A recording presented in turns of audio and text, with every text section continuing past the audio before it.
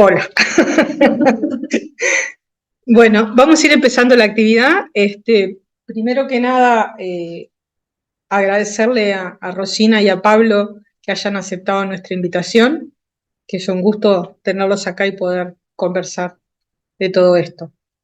No, primero un poquito ¿por qué surge esta actividad? La idea no vamos a hablar tanto de lo que pueden ser las técnicas de rehabilitación, sino es como un poco intercambiar acerca de los marcos conceptuales y del modelo de atención, que es una de las cosas que nos parecía más interesante respecto a esto.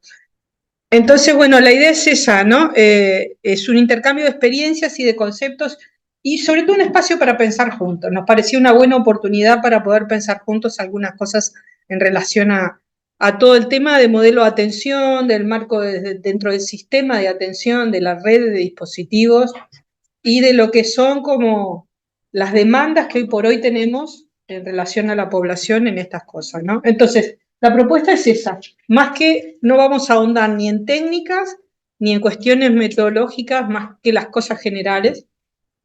Sobre todo, la idea es intercambiar acerca de conceptos y de las experiencias en los distintos lugares. Entonces, van a haber 3 ponencias. La primera, sobre conceptos generales y el modelo de atención. La segunda, más en lo que tiene que ver con la atención integral y la CIF, el modelo psicosocial, biopsicosocial. Y la tercera, sobre contexto sociofamiliar, lugar de la familia y una forma de abordar y acompañar. Elegimos estas 3 cosas porque de alguna manera ponen primero como un marco conceptual general, después la idea de todo lo que se ha modificado, la forma de concebir la discapacidad, ¿no? Digo que eso es una de las cosas claves también, ¿no? Ya no hablamos de discapacidad en los términos que hablábamos en otro momento, y esta idea de poder valorar la discapacidad de otra forma, del sistema de apoyos, de lo que esto implica como el modelo social de discapacidad, más que el modelo médico más instalado que teníamos, es una de las cosas importantes. Y lo otro es realmente darle un peso bien importante al contexto.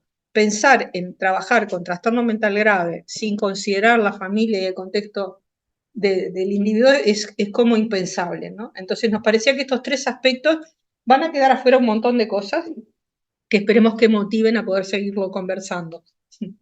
Entonces, bueno, primero que nada, las definiciones, hay muchísimas definiciones.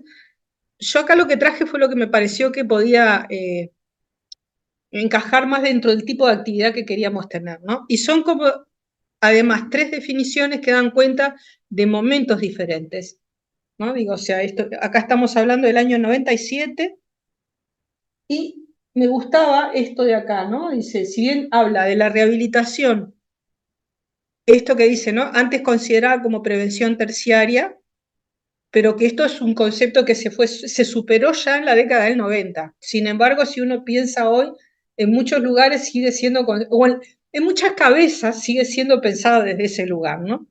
A mí una cosa que me gusta mucho de esta definición es esto de hablar sobre poner un énfasis importante en el tema de la organización de servicios, porque creo que es una de las cosas que a veces nos pasa como invisibles. Tenemos muy instalado el modelo de pensar la atención individual uno a uno y nos olvidamos que el contexto de atención marca lo que es posible y que la organización de los servicios tiene mucho que ver con cómo concebimos el problema y cómo concebimos a la persona que estamos atendiendo también. ¿Qué lugar le damos en todo eso? Entonces, lo otro que me gusta de esta definición también es esto de maximizar la continuidad de cuidados y tratamientos e intervenciones globales, y esto de la óptima participación, tendiente a la óptima participación económica y social. O sea, esta idea de pensar desde un lugar que no solo ubica lo que es la definición del trastorno a través de lo que es la manifestación clínica, sino a través de la repercusión que tiene en lo que es el estar del individuo en el mundo, ¿no? Esta definición es una clásica también, que la rehabilitación es el manejo a largo plazo de los síntomas de la enfermedad, de la totalidad de las secuelas, y abarca un amplio rango de herramientas y procedimientos biopsicosociales disponibles para maximizar el funcionamiento, reducir la discapacidad y las desventajas frente a los demás. Acá la idea de desventaja. Esto es una de las cosas que es como novedosa en la concepción de... Novedosa no, tiene ya a esta altura un montonazo de años, pero digamos, que cambia lo que era la idea tradicional de discapacidad, ¿no? O sea, la discapacidad no es un problema de la persona aislada, es un problema de la persona en un contexto que está hecho de acuerdo a otras condiciones que no son las que tiene esa persona, ¿no? Entonces, esto es una de las cosas que es importante también cuando queremos hablar de inclusión en el ámbito que sea. Esto del sistema de apoyos es muy visible hoy socialmente para algunas cosas, sobre todo para la discapacidad motriz, se entiende la necesidad de adaptación del entorno. Ahora, para la discapacidad psicosocial, ¿qué adaptación precisa el entorno? Y esas son de las cosas que tenemos que pensar, no, ya está, o sea, mucha gente piensa en esto, pero como sociedad, ¿de qué manera adaptamos nuestros entornos sociales a que esto pueda dar otra calidad de vida, ¿no? Entonces, el propósito de la rehabilitación, yo diría más bien de un enfoque integral de la atención, es incidir en forma positiva en el desarrollo de la vida de las personas afectadas por enfermedades mentales, teniendo como meta que puedan participar en forma libre, espontánea y responsable en diversas formas de vida social. Cada una de estas cosas, cuando uno lo piensa, cuando estamos hablando de participar en forma libre, estamos hablando de alguien que tiene de por sí afectada la libertad por una condición que le afecta sus posibilidades de desarrollo y de... Entonces, bueno, ¿cómo vamos a trabajar con eso? ¿O de qué manera vamos a aceptar algunas diferencias que capaz que hacen ruido? Vamos a hablar un poquito del estigma ahora después también en eso, porque a veces es más lo que nosotros frenamos algunas cuestiones en la participación que lo que la propia persona tiene limitado, más allá de lo que tiene la limitación personal. Entonces, pensando en cuáles serían como las orientaciones fundamentales en esto, es articular un enfoque de prevención, asistencia y lucha contra la exclusión.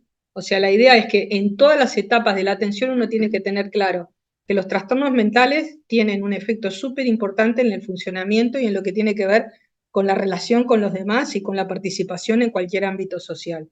Por lo tanto, si queremos hacer algo que ayude en ese sentido, hay que tenerlo presente desde el inicio del tratamiento. No es algo que va a ser después. O sea, cómo trabajemos con eso en todas las etapas es clave. Prevenir la ruptura con el entorno, favorecer la reintegración o la integración al medio también. Creo que acá los periodos críticos son claves, ¿no? Cuando alguien tiene un momento crítico y, por ejemplo, tiene una hospitalización, el retorno a su medio siempre es un momento de mucho estrés para el entorno familiar o social en el que vive y para la propia persona. Creo que todos tenemos la experiencia de lo que implica como esa descompensación posalta, ¿no? Digo, o sea, a veces más marcada, a veces menos marcada, pero siempre es un momento de mucho estrés. Y lo otro es apoyar y preparar el medio para recibir, aceptar y acompañar a la persona con este problema. Digo, eso es parte también. Esto que se plantea acá como de la integralidad, la integración, la continuidad, la calidad y los derechos humanos como principios. De esto vamos a hablar un poquitito de cada una de estas cosas. ¿Alguien tiene interés en hacer algún comentario, alguna pregunta, algo? Bueno, me paran cuando quieran. De eso se trata. Bueno, esto es un poquito lo que ya veníamos diciendo. El reconocer que la enfermedad por su naturaleza impacta en los factores cognitivos, afectivos y en la personalidad, pero también en lo que es el funcionamiento en cualquier rol. Y esto hay que poderlo evaluar. Muchas veces queda postergado, ¿no? En una evaluación integral no son las cosas a las que le damos prioridad porque se impone lo que es como las alteraciones, los síntomas de la manifestación clínica, ¿no? Pero estas secuelas afectan y limitan el desempeño en todas las áreas. El modelo de asistencia a estos pacientes tiene que tomar en cuenta la dimensión biológica, psicológica, social y cultural propias a todo ser humano. ¿Por qué insisto en esto de lo cultural? Porque acá es una de las cosas a negociar a veces en una toma de decisiones compartida, ¿no? Hay preferencias que tiene la gente que tiene que ver con su historia de vida y que tiene que ver con su cultura propia. Hay cosas que de pronto no no son fáciles de negociar, pero son imprescindibles de negociar, porque cuando el paciente se va al consultorio va a hacer lo que quiera, y es su vida, y va a ser así. Entonces, bueno, si no tomamos en cuenta sus preferencias, primero va al fracaso el vínculo, seguramente, o nos va a decir que sí. Yo siempre hago un cuento que para mí fue muy... Un paciente que estaba en el centro de rehabilitación, que no venía bien, andaba mal, andaba mal, andaba mal. Entonces le habíamos hecho una nota a su psiquiatra tratante para que cambiara, para ver, que valorara, a ver qué pasaba con el tratamiento farmacológico. Entonces viene, digo, ¿y qué te dijo? No, dice, no, sí, me mandó aumentar la dosis, pero yo no sé, voy a ver. Le digo, ¿pero por qué? Digo, ¿qué es lo que vas a ver? No, porque yo tengo que hablar con mi mamá. Digo, ¿con tu mamá? Sí, mi mamá es la que me regula la dosis de la medicación. Le digo, pero vos le dijiste eso a tu psiquiatra. Ah, me dice, ¿cómo le voy a decir eso? Le digo, pero, me dice, y bueno, pero doctora, me dice, mi mamá es quien más me conoce. Entonces, digo, el pobre psiquiatra desesperado, le cambiaba, le subía, le bajaba, pero el tipo tomaba cualquier cosa, no sabíamos lo que tomaba. La próxima vez le mandan una nota a la mamá. Claro, pues digo que esas cosas, o sea, habilitar que eso se ponga arriba de la mesa es fundamental, porque digo, bueno, si no, no sabemos ni qué es lo que estamos haciendo, ¿no? Este librito es una joyita y se baja, se consigue, es un libro que es del año 2005, tiene ya un tiempo, pero es como una especie de guía para armar servicios comunitarios, pero desde un enfoque, tiene una cuestión conceptual muy profunda, muy interesante y es muy práctico también. Yo realmente me parece que pasó el tiempo, pero no pasó su vigencia, ¿no? Y a mí me gusta mucho cómo lo define esto de que la rehabilitación psicosocial es el conjunto de iniciativas clínicas y de inserción social disponibles para usuarios, familiares y trabajadores de los servicios sociosanitarios. Y eso es lo otro que me gusta, ¿no? Este enfoque de pensar que estos servicios tienen que ser sociosanitarios. No podemos pensarlo exclusivamente como servicios de la salud. Si bien el sistema de salud tiene obligaciones insoslayables en esto, no puede trabajar solo o no debería trabajar solo. Y bueno, esto que plantea acá, ¿no? De que considera el gran desafío concebir una red de atención efectiva, eficaz y eficiente con adecuada continuidad y complementariedad de los recursos. ¿Se acuerdan que más arriba habíamos hablado de lo que eran los principios, ¿no? Esto de acá hablamos ya de la integralidad, de la integración, y esto de la continuidad y calidad tiene que ver justamente con esto que está diciendo, ¿no? Poder tener servicios que sean eficaces, efectivos y eficientes y que aseguren la continuidad. En esto estamos teniendo problemas importantes, no podemos desconocerlo, y bueno, es de las cosas que hay que conversar bastante también, ¿no? Y lo otro es lo de la complementariedad de los recursos. A mí una cosa que me parece que sería bueno que pudiéramos como conversar también es, a veces cuando se habla de la rehabilitación se piensa en esto de mandar al paciente a rehabilitación, como si fuera en un lugar ajeno a donde estamos, ¿no? No hay manera de pensar la rehabilitación si todos los que intervienen en su atención no se comprometen con ese proceso. No es mandarlo allá para que se rehabilite allá. Yo tengo que enfocar todo el tratamiento a lo largo de todo el proceso, en las distintas etapas, con una mirada que considere esto. Me podrán decir, de hecho lo hemos conversado bastante, que bueno, que a veces los servicios de salud no tienen las condiciones para que esto se dé de esa manera, a veces hay condicionantes que son externas a nosotros, sí, pero hay una condicionante que sí es nuestra y es cómo pensamos la condición del paciente y qué es lo que tenemos que coordinar con otros y con otros profesionales y con otros lugares también, ¿no? Y qué lugar juega, por ejemplo, la comunidad en todo esto y qué lugar juega la familia y bueno, y los distintos profesionales. La continuidad en esto de pensar ya la atención no como una atención, como una intervención, sino como un proceso continuo en un movimiento ininterrumpido en el cual la persona va transitando por las distintas etapas, pero también por los distintos espacios de atención. Esto del proceso por pasos o por dominios, ¿no? A mí me gusta esto que plantea acá, esto es viejito también, ¿no? Esto tiene ya un montonazo de años, pero creo que esto de pensar la progresión en el tiempo y en el espacio, y los dominios, y en esto de pensar, cuando en el trabajo cuando hablan de los dominios, hablan no solamente del espacio físico por el cual circula el paciente, sino también los espacios simbólicos, ¿no? Y lo que tiene que ver con la manera en que se concibe a sí mismo y cómo circular por distintos espacios le va permitiendo reconstruirse o construirse en una forma diferente que pueda permitirle una relación adecuada a su momento con el entorno. Esto es un poco lo que veníamos hablando, ¿no? A veces nos quedamos como muy acá, muy prendidos de lo sintomático. Yo no le quito la importancia a lo sintomático, pero hacia el final de lo que voy a hablar hoy, una de las cosas que se destaca mucho es tomar en cuenta cuál es la vivencia subjetiva de la persona en relación a eso. Y a veces a nosotros nos importa más sacar algunos síntomas que lo que le importa a la persona. Entonces, capaz que esto de poder pensar cuál es el lugar que le vamos a dar a algunas de las intervenciones o de las acciones y a qué estamos apuntando, ¿no? Obviamente, esto que dice acá es muy cierto, no hay una definición única que abarque estas cosas, la revisión sintomática, la mejoría cognitiva y el funcionamiento. Acá hay que pensar, aquí hay que, según la situación de cada uno, darle mayor peso en un momento o en el otro. Puedo tener un tratamiento que sea muy efectivo por algunas cuestiones sintomáticas, pero que afecte mucho el funcionamiento, ¿no? Digo, sabemos qué pasa, bueno, hay que regular eso.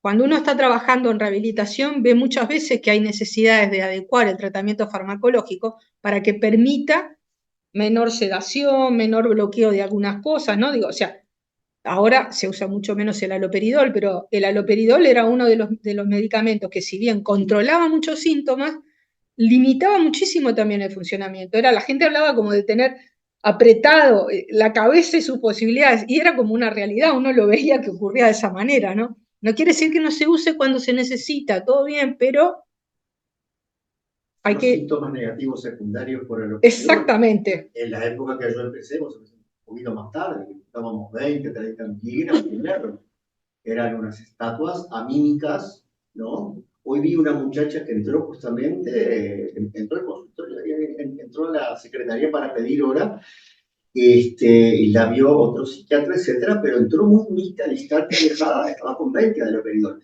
Seguramente por alguna razón será, yo no critico, pero quiero decir... Sí, pero hay que saber que tiene un efecto que... Sí, sin duda. ¿Qué es ese? Capaz que le bajás 5 y se desmorona, ¿no? Sí, hay que ver, pero hay que tenerlo en cuenta. Bueno, entonces esto, ¿no? De que la rehabilitación tiene que estar en todas las etapas, jerarquizando en cada etapa qué sería lo más apropiado a esa persona y a esa etapa y en su contexto, ¿no? Esto lo traigo porque a mí me encanta. Esta es una definición de Maxwell Jones acerca de lo que es el aprendizaje social. Entonces, él plantea que es un proceso de cambio en la vivencia y en la acción que surge de la interacción interpersonal, comunicaciones de ida y vuelta motivadas por alguna necesidad o tensión, y creo que de las cosas que más me gusta es esto de poder hablar de la tensión y del conflicto, ¿no? Creo que de las cosas que ayudan más a generar una situación que pueda ser distendida para que la persona busque sus recursos para ponerlos en marcha para solucionar un momento de tensión o buscar satisfacer una necesidad, eso es una de las cosas que se trabaja, no dichas de esta manera como yo la estoy diciendo, pero es una de las cosas que uno hace en estos espacios, ¿no? Porque son espacios que, aunque se generen conflictos, tienen una tensión mucho menor que el espacio social o que el espacio familiar. Permiten poner en marcha otras cosas. Y hay un soporte desde el equipo, y eso es lo que está puesto ahí atrás. Esto que está acá es una imagen de un equipo, construida por el propio equipo, en de cómo se concibe como sostén y como matriz social, de alguna manera, ¿no? O sea, uno no puede pensar en trabajar en estas cosas sin pensar en trabajar en equipo. Y no solo en rehabilitación, atender en salud mental sin pensar en un equipo es muy difícil, o por lo menos es muy carenciado, ¿no? Creo que todos tenemos la experiencia de trabajar solos en algún momento y sabemos lo rengo que nos sentimos, no por lo personal, sino por lo que hace, lo que es posible hacer por el otro, ¿no? Entonces, bueno, esto que dice acá, ¿no? Motivado por alguna necesidad o tensión conducentes a la expresión abierta de sentimientos, ideas, vivencias, y que involucra procesos y aprendizaje cognitivo cuando se analiza un conflicto o crisis en un contexto grupal, empleando cualquier técnica psicosocial. A mí realmente el librito ese es un librito que se llama Más allá de la comunidad terapéutica, que es de principio de la década del 70, o sea, creo que es de lo más viejito de lo que traje. Y sigue tan vigente como en aquel momento. Esto para recordar un poco que así como va cambiando las definiciones de lo que es la rehabilitación, van cambiando porque va cambiando lo que es la forma de concebir la salud y la enfermedad. Y en particular de cómo concebir la enfermedad mental y lo que va ocurriendo de lo que tendríamos que hacer. O sea, acá está puesto el tema de la Declaración Universal de los Derechos Humanos porque de alguna manera en nuestra área los derechos humanos llegaron bastante después que en el resto de la sociedad. Vienen llegando, digamos. No han terminado de llegar en lo que es ser nosotros servicios que garantizamos derechos. En eso estamos todavía. Ahí están citadas algunas cuestiones de normativa internacional que fueron muy importantes. Yo diría, por ejemplo, ¿no? La Declaración de Caracas, que es clave, la década del 90. Uruguay tenía previamente una cosa interesante, el programa de salud mental del año 86, de alguna manera plantea lo mismo que después se acordó en la Declaración de Caracas, y creo que es una cosa interesante. Sin embargo, demoramos en instrumentar cosas parecidas a esas muchísimos años más. Mejor dicho, estamos todavía en proceso de, ¿no? Con suerte. Lo otro que me pareció importante destacar era la Convención por los Derechos de las Personas con Discapacidad, que tiene un poco que ver con esto que habíamos dicho al principio, de cómo concebimos la discapacidad, no como algo que hace solo a lo que es la condición de la persona en forma individual, sino de la persona en contexto, en relación, o sea, esta mirada de la discapacidad con el modelo social. Y esto acá, bueno, es nuestra realidad. Ahí un poco lo que está detallado es la normativa nada más. Hay otra grafiquita de estas que alguno puede haber visto en algún momento, que tiene además todo lo que son las estructuras a lo largo de los años.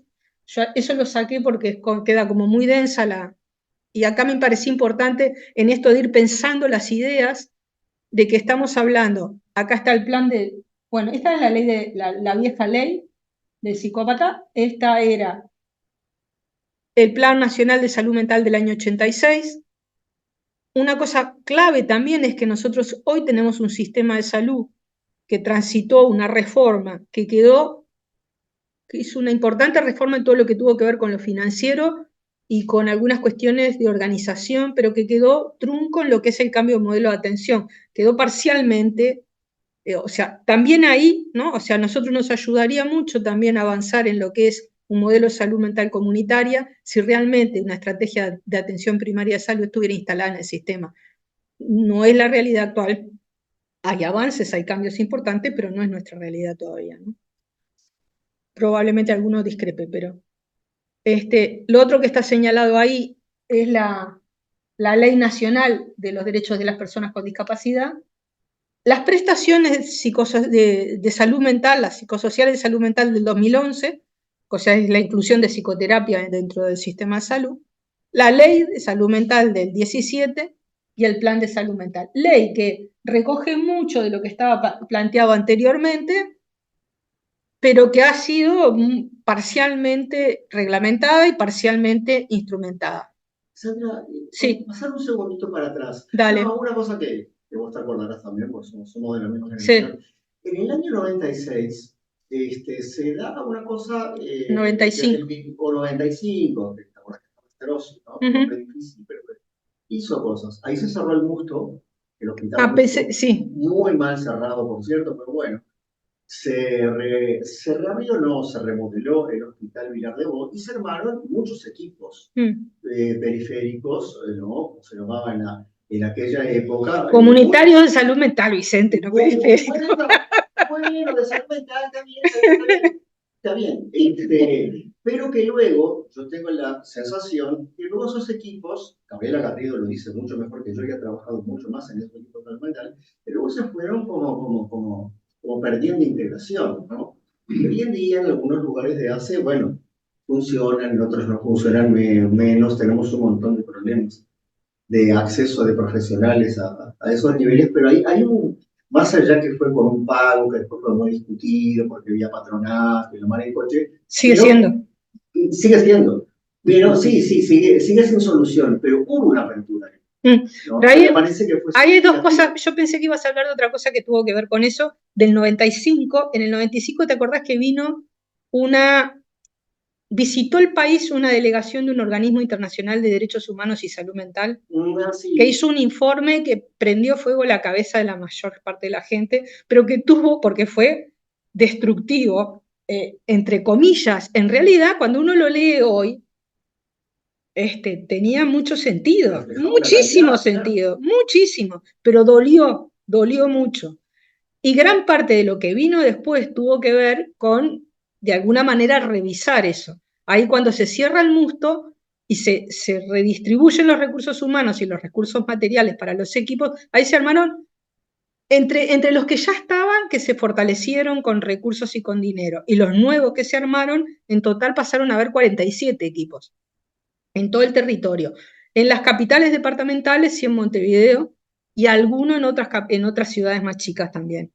Y ahí hubo una desinstitucionalización bastante forzada de algunos lugares que no fue exitosa en general. En algunos lugares hubo bastantes problemas con pacientes que después incluso fallecieron. Hay ejemplos de más de un lugar, ¿no? Pero digo, fue un momento bien importante. Y ahí sí hubo toda una serie de lineamientos respecto al trabajo en los equipos que fueron súper interesantes.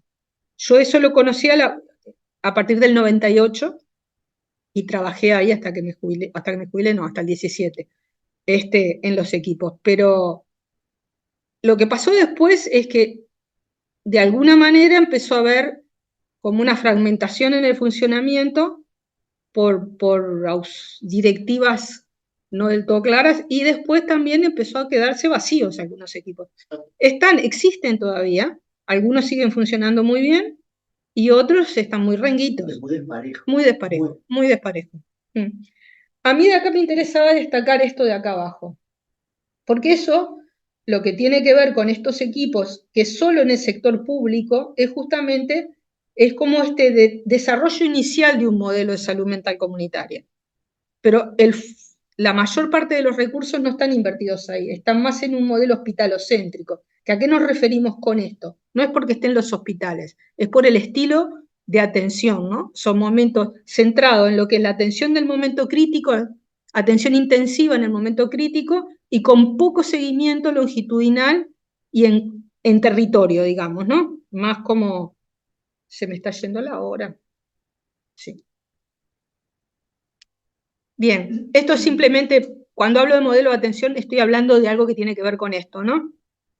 Los componentes de estructura, organización, método de trabajo y actitud, y bueno, principios, teoría y evidencia en relación a esto. No voy a desarrollar esto, simplemente para mencionarlo por lo que viene ahora, que tiene que ver con esto. Estamos hablando de lo que plantea la ley, de lo que plantea la reglamentación, de lo que es la red de estructuras que se plantean en las definiciones, y bueno, eso está establecido qué tendrían que ser, ¿no?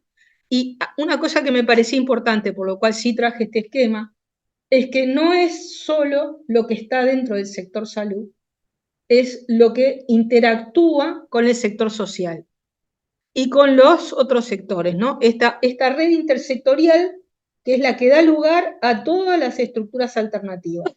Si nosotros queremos realmente pasar a un proceso de desinstitucionalización, lo que hay que desarrollar más es esto. Ahora después yo traje ahí algunos datos sobre en qué estamos en relación a eso. Es esto, los datos son estos, no había que ir muy lejos. Este mapita lo que muestra ahí es cuáles son los centros de rehabilitación que hoy hay. pueden entrar. Acá hay un recurso que es bien interesante, que es esto que está puesto acá abajo, que es como una guía de recursos del MIDES, pero que ahí en línea uno entra al mapa y ahí en el mapita metes todo y salen y te los marcan dónde están, esto y ello. No solo esto, todo, recursos de diversos tipos, ¿no? Después, hay algunos informes, hay un informe de René Castillo, Mariana Villar y de Lido Manas que se publicó, ahí dice en el 2011, pero que plantean un estudio que se hizo en el 2008, un relevamiento de todos los centros de rehabilitación, y que está, bueno, da un montón de información. Y después está este otro que se hizo desde ACE y el patronato en aquel momento, que también es un poco los números que tenemos y las prácticas que se hacían en ese momento. Y esto que está acá abajo es un relevamiento anterior, pero que tiene que ver con cuándo arranca acá más o menos las primeras experiencias de rehabilitación, y les llamará la atención que a esta altura del partido acá se pusieran las colonias agrícolas como rehabilitación. Rehabilitación no se llamaba en aquel momento, pero eran una estrategia de abordaje desde el entorno, y que estamos hablando de la creación en un momento en que no había fármacos, no había electroconvulsoterapia, no había ninguna herramienta terapéutica específica. Las colonias agrícolas en aquel momento eran una forma de protección y de atención adecuada. Hoy por hoy no estamos ahí, pero digo, está bueno esto de poderlo pensar a lo largo del tiempo, ¿no? Hoy por hoy en esto, después tenemos, además, esto que está acá es salud. Esto es sector salud o sociosanitario, ¿no? Porque es un poquito, eso es un tema que tenemos. Recién ahora salió una reglamentación respecto a casas de medio camino, y los centros de rehabilitación no tenemos todavía ninguna guía técnica para nombrar como centro de rehabilitación algo. O sea, no, hay de todo. Dentro de esto que está puesto ahí, hay diversidad de cosas, de funcionamientos muy diferentes. Esto es un poco en qué están las estructuras alternativas residenciales, que dependen de MIDES o de MIDES en convenio. MIDES ACE, MIDES Sociedad Civil, MIDES diversas cosas. Pero digo porque a mí me parece que es un panorama interesante, porque uno dice, no hay nada, no tenemos nada, sí tenemos. No estamos hablando de cómo funcionan muchas de estas cosas, que algunas funcionan bien y otras no, pero hay un montón de cosas. Esto es la evolución de ideas. Antes hablábamos, la inserción laboral era la meta, después la autonomía de la vida cotidiana, la inclusión social, y bueno, es esto de cómo ha ido evolucionando las ideas, los metas y los métodos. Y por eso traía, estos son unos libritos que tienen muchos años sobre la asistencia de los alienados en las colonias, así se llamaba, y esto es una publicación que es del año pasado o del anterior, que son los servicios de salud mental de apoyo entre pares, ¿no? Digo, es cómo vamos pensando aprendiendo desde la gente de otra manera. Voy a apurarme porque ya es esto de pensar que cada persona tiene una condición diferente y hay que tomar en cuenta sus diferencias y sus etapas, no olvidarnos del estigma como de alguna manera nos atraviesa a todos, incluido el personal de salud, o sobre todo el personal de salud también. Y este concepto, porque me parece que es algo para ir pensando en otro momento, y que trae justamente lo que es como la dimensión de la subjetividad mirada desde otro lado, ¿no? La metacognición designa la percepción de los propios sentimientos y conductas, y por tanto la capacidad para controlar y modificar la conducta. Un espectro de actividades que fluctúan desde la percepción de experiencias cognitivas, emocionales y corporales definidas hasta la síntesis de esas experiencias en una conciencia más amplia de uno mismo, de los demás y del lugar que uno ocupa en la comunidad. Implica procesos que permiten la conciencia y la reflexión sobre la experiencia en contextos sociales e intersubjetivos. Su alteración podría vincularse a las alteraciones de la autoexperiencia en la psicosis. A mí me parece que este es un campo bien interesante, y hay algo a pensar en esto de que cómo evaluamos o no esto, por ejemplo. Y ahí plantean una serie de cosas en las que no voy a entrar. Y con esto termino. Esto más pensando en algo que creo que también de la mano con estos cambios que estamos hablando y de lo de derechos y todo eso, el modelo de recuperación o el movimiento de recuperación plantea cosas bien interesantes respecto a qué lugar le damos a la subjetividad del paciente, ¿no? Entonces, el funcionamiento o malestar no suelen tomarse en cuenta al definir una respuesta como adecuada o inadecuada, mientras que en algunos pacientes con esquizofrenia aprender a hacer frente a una alucinación resistente al tratamiento puede reducir significativamente la angustia y con ello mejorar la calidad de vida. Esto que decíamos hoy más temprano, no es que desaparezca solamente, es desaparece a qué costo, o si permanece, ¿qué se puede hacer con ello, ¿no? Alcanzar una vida significativa, esta frase a mí me parece maravillosa. Alcanzar una vida significativa pese a las limitaciones puede convertirse o ser el objetivo final del tratamiento. Esto también es congruente con el movimiento de recuperación que identifica recuperar el control personal y establecer una vida personalmente significativa con o sin síntomas residuales como objetivo a alcanzar. Creo que esto nos sirve a todos. ¿No? Todos, digo, más allá de todo, esto de pensar las limitaciones como algo que uno tiene que gestionar. Y por qué no ayudar también en el tratamiento a que cada uno pueda gestionar sus limitaciones y elegir qué quiere hacer, ¿no? Apoyar a que puedan tener un proyecto propio. Compartido por nosotros o no, no importa, eso no somos el agente, el protagonista del asunto. Y termino por acá. A Rosina creo que todos la conocen, pero igual la presento. Rosina Machiñena es psicóloga, magíster y es la directora del Centro Martínez Vizca, que es el centro de rehabilitación más grande y más viejo que tenemos. Rosina no está desde el principio. No, te juro que no. Bueno, bien. Bueno, muchas gracias a la sociedad por recibirme, gracias Sandra por la invitación, gracias a todos. Bueno, un poquito de esto que comentaba Sandra, vengo como a continuar un poco con este razonamiento del tema de la discapacidad y pensar estos enfoques como esta actualización del concepto de discapacidad.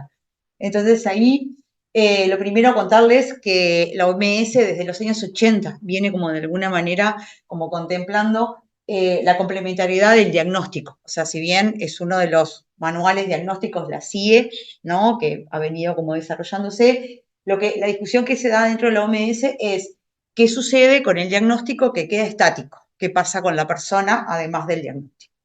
Entonces, a partir de ahí, lo que plantea es como empezar a revisar que el diagnóstico en las personas recae sobre la persona y queda como estático en eso. Bueno, ¿qué está pasando con esa persona con ese diagnóstico? A partir de ahí empieza como a investigar y a desarrollar el concepto de funcionamiento, ¿sí? Que en la CIDIM, no voy a entrar en eso porque sería muy largo, pero en la CIDIM de alguna manera recae sobre la persona la responsabilidad, pero esto que decía Sandra, la discapacidad hoy se empieza a ver que no tiene mucho que ver con la persona directamente, sino que también tiene que ver con el contexto y el entorno. Y desde ahí es de donde empieza a pensar el tema del funcionamiento. Entonces, la definición que da sobre el funcionamiento es un término genérico que incluye funciones corporales, actividad y participación. Para mí lo más importante es esto, como que el funcionamiento lo que engloba son los aspectos positivos de la interacción que tiene la persona y sus factores contextuales. Por eso es que nos vamos a agarrar de funcionamiento como para poder pensar tal vez la intervención. Y creo que eso me parece como lo más rico de esta historia. En cambio, la discapacidad lo que va a decir es que es la relación negativa. Entonces, lo que vamos a tratar es como de ver cómo esto en el sistema CIF empieza como de alguna manera a funcionar y estas dos grandes clasificaciones empiezan a ser complementarias. Por eso, la CIE por un lado el diagnóstico y por otro lado la CIF, que es la clasificación internacional del funcionamiento, la discapacidad y la salud, empieza como un manual complementario a lo que es el manual diagnóstico de toda la vida. ¿Ah? Entonces, ¿qué es lo que es importante? Que en lugar de centrarse en la discapacidad, esta clasificación, la CIF, se va a centrar en la salud, va a hablar de condición de salud. Entonces, va a incluir el diagnóstico, ¿sí? Porque no es que lo excluye, pero de alguna manera va a tratar como de alguna manera pensar cómo funciona la persona en función de esto. ¿Ah? Entonces, el esquema de la CIF lo que trata es de estas funciones y estructuras corporales a las que llama deficiencia, o sea, va a hablar de una condición de salud, ¿sí? Y lo que va a decir es que hay funciones fisiológicas y psicológicas, porque también las incluye, y esto me parece como lo importante, que van a conformar de alguna manera la deficiencia. Y por otro lado, lo que va a tener en cuenta es lo que tiene que ver con las actividades, con las limitaciones de la actividad. ¿A qué se refiere esto? Algo tan complejo, pero tan sencillo como la actividad de la vida cotidiana. Si yo me quedo sola en mi casa y no soy capaz de hacerme un puñado de arroz para sobrevivir, eso es una limitación en la actividad, ¿no? Entonces, de alguna manera, lo que tengo que ver, lo que voy a empezar a analizar a través de la CIF es cuáles son las limitaciones en la actividad y lo otro que tiene que ver, y sobre todo con personas que tienen una discapacidad de tipo psicosocial, lo que tiene que ver con la participación en la participación social, en el hecho vital propiamente. Lo que refiere la CIF con participación es a hecho vital, ¿no? Es esto que yo siempre pongo un ejemplo. No es lo mismo que me lleven a un cumpleaños y me sienten que estar en el cumpleaños de la tía y decir, buenas noches, ¿qué tal? Tengo ganas de estar, ¿no? O sea, digo, la participación con todo, con cuerpo y con, ¿no? Las ganas de eso. Presencia. Presencia. Exacto. Entonces, ¿qué es lo que va a decir? En este nivel, de alguna manera, está valorado todo lo que es funcionamiento, pero al mismo tiempo lo que es la discapacidad. Por eso van a hablar de un modelo integral de funcionamiento y discapacidad para fundamentar esto. ¿Qué es lo que sucede con esto? Los factores ambientales van a hacer que esto que hablaba Sandra, uno de repente en silla de ruedas es más fácil, tengo una escalera enfrente, tengo una barrera, es facilísimo verlo. El problema es que para la discapacidad psicosocial, bueno, ¿cuáles son? La primera actitud es esto del estigma o la barrera actitudinal, es la actitud que la sociedad tiene para con la persona. Y esto es algo que en el factor ambiental, ¿no? O sea, lo que nos dicen cualquier usuario nuestro del centro. Voy a presentarme, no sé, a trabajar y ¿qué pongo? ¿Pongo que tengo esquizofrenia? Entonces, esa es como la barrera actitudinal, ¿no? O de repente he visto desde el otro lado, me ha pasado, estar en consultorías de repente en determinados lugares de trabajo y que vengan y te digan, bueno, ¿sabes lo que pasa? Que mi compañero tiene esquizofrenia, ¿qué hago yo con eso? ¿No? Entonces, esas cosas, eso es lo actitudinal al respecto del trastorno mental, que de alguna manera frena la inclusión propiamente dicha. Y todo lo que tiene que ver con la dimensión personal, los factores personales, que ahí van a influir un montón de cosas del contexto más cercano, ¿sí? Y también de las posibilidades de desarrollo de la propia persona. Entonces, en este modelito, lo que intenta es como explicar un poco más que el diagnóstico. O sea, más allá de síntomas, o sea, de signos y síntomas. Lo que intenta es decir, bueno, ¿qué pasa con una persona que tiene esto? ¿Cómo hacemos para poder trabajar? Y ahí, como yo digo, esta es la parte más esperanzadora que tenemos los que trabajamos en rehabilitación, porque decimos, bueno, hay un margen amplio posible para poder trabajar. Entonces, desde ahí, ¿qué va a decir esta CIF? Va a decir que la discapacidad está definida como, o sea, un resultado de una relación compleja. Y ahí empieza este concepto relacional de la discapacidad, que deja de ser centrado en la persona y que pasa a ser una cuestión de relación en lo que tiene que ver con la condición de salud de la persona, que incluye todo esto que vimos, más todo lo que son los factores personales y los factores externos, y las circunstancias en que la persona se desarrolla, porque eso es lo importante, cómo la persona de alguna manera empieza como a explorar, o sea, a explorar su vida. Entonces, la discapacidad, yo acá traje algunos chistes, algunos de Tute que son bien interesantes, ¿no? Es difícil andar en una ciudad discapacitada. Digo, imagínense cómo es andar en la vida diciendo que tengo esquizofrenia, ¿no? Que muchos de nuestros pacientes, ¿no? Es la clásica. ¿Cómo te llamas? Tengo esquizofrenia, tomo haloperidol, clozapina, esto, ¿no? Bueno, entonces, como cambiar un poco, porque también es lo que la sociedad les devuelve al momento de cómo ser y estar en este mundo. Bien, entonces, ¿qué nos permite este modelo? Yo vengo, o sea, es como digo, a veces me quedo con esto de uno también por formación, bien, vengo de la salud mental y sin embargo me explico por la discapacidad. Y de alguna manera esto lo que me dio fue como poder pensar cómo organizar servicios, cómo organizar la intervención, cómo poder diseñar, cómo generar evidencia, ¿no? Entonces, este modelo lo que me permite es de alguna manera eso. Entonces, sigo pensando en esto de lo relacional, de cómo, o sea, digo, porque es ahí donde de alguna manera nosotros tenemos que, o sea, todo el aspecto más psicosocial, el biologicista está presente, todo lo que tiene que ver con la conformación psíquica, de cómo se va como rearmando esta persona, cómo se va recuperando, ¿no? Tiene que ver con esto, ¿no? O sea, digo, con las bases de relación e interacción, ¿no? A veces vemos en los centros de rehabilitación, qué bien que se lleva fulano o mengano, pero claro, está en ese círculo. ¿Qué pasa afuera? Cuando sale de ahí, del portón para afuera, como digo siempre yo, ¿no? O sea, esa cosa de que, ¿qué sucede?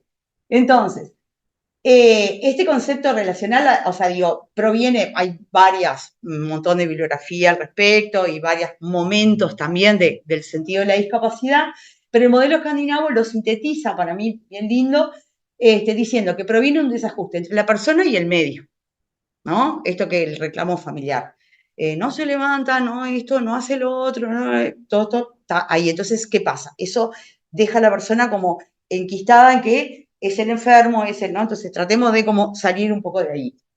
Lo que tiene que ver con lo situacional o contextual, y esto es lo que siempre decimos. Yo pongo un ejemplo siempre que no es muy feliz, pero lo voy a decir porque me parece que es algo como que sucede. No es lo mismo ser Alejandra Forlán y tener la discapacidad que tiene, ¿sí? Que si tuviese esa misma discapacidad y viviera en otro contexto.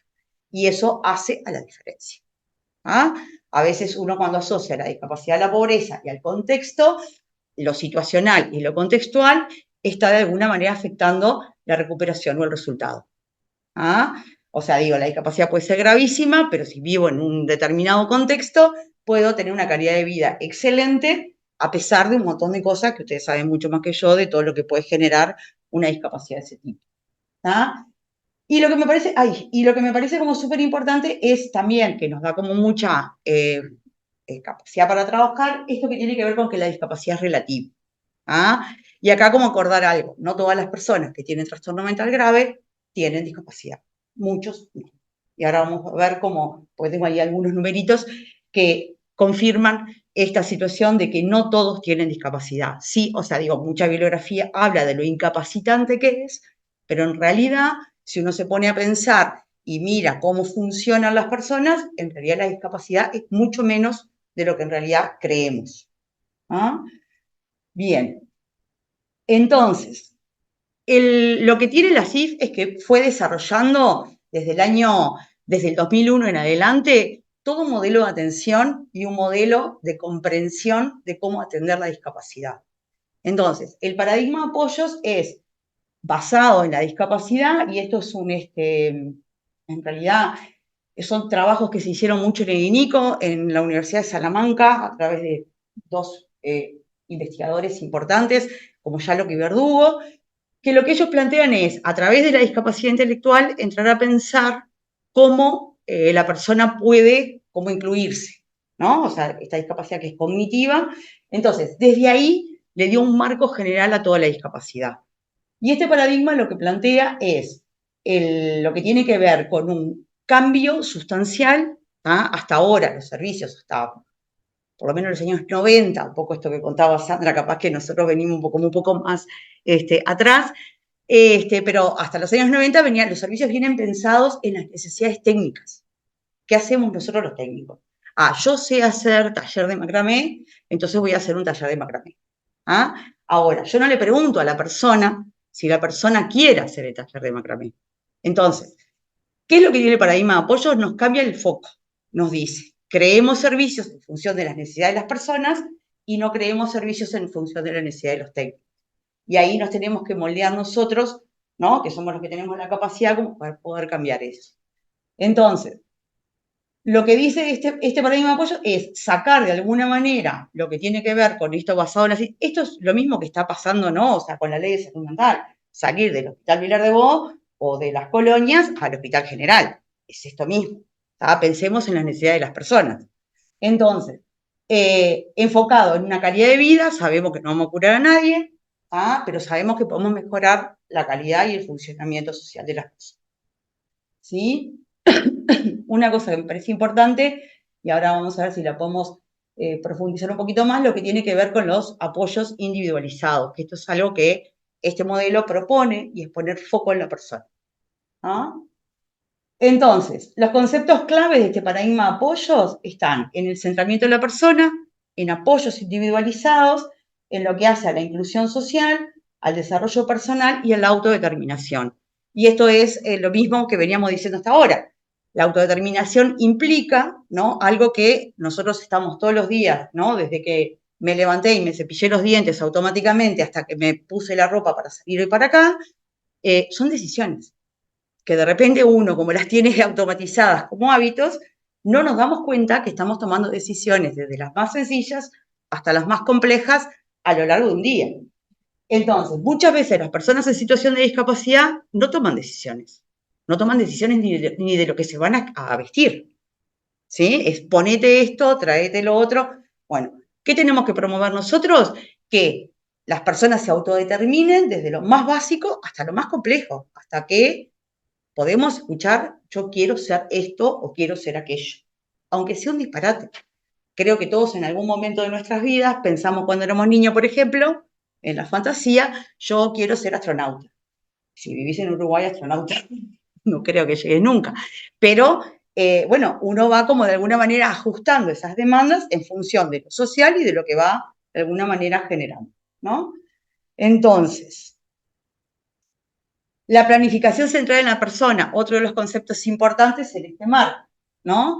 Que lo que propone es un método de trabajo, en realidad un paradigma, una forma de pensar a la persona, ¿ah? Pero que aporta el paradigma de la inclusión y de la desinstitucionalización, porque también la discapacidad siempre estuvo centrada en instituciones, ¿no? Cuando hablamos a veces de la integración, vemos un montón de, ¿no? de asociaciones o de cuestiones que se quedan de alguna manera concentradas y que salir afuera salimos todos juntos, ¿no? No nos podemos como de alguna manera, si bien pensar en inclusión implica pensar en exclusión, ¿ah? Pero al mismo tiempo también tenemos que como aceptar lo diverso que es la sociedad, ¿no? Es la diversidad, en realidad, ¿no? Bien, entonces, o sea, la propuesta que la planificación central de la persona tiene es la de fortalecer la conexión y la participación de la persona en su comunidad.